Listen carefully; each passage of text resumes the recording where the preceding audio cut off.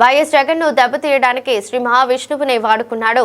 శివుపాలుడే సిగ్గుపడేలా, కంసుడే చెవులు మూసుకునేలా, సమస్త రాక్షసులు నోరు వెళ్లబెట్టేలా చంద్రబాబు తన మాటలు చేష్టలతో వంతపాడే మీడియాతో లడ్డూపై దుష్ప్రచారం చేయించాడు.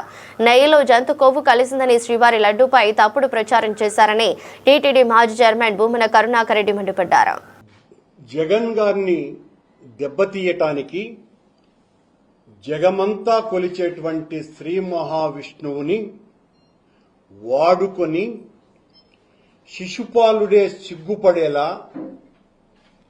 కంసుడే చెవులు మూసుకునేలా, సమస్త రాక్షసులు నోరు వెళ్లబెట్టేలా చంద్రబాబు నాయుడు గారు తన మాటలతో చేష్టలతో తన వంతపాడేటువంటి పత్రికలు ప్రసార మాధ్యమాలతో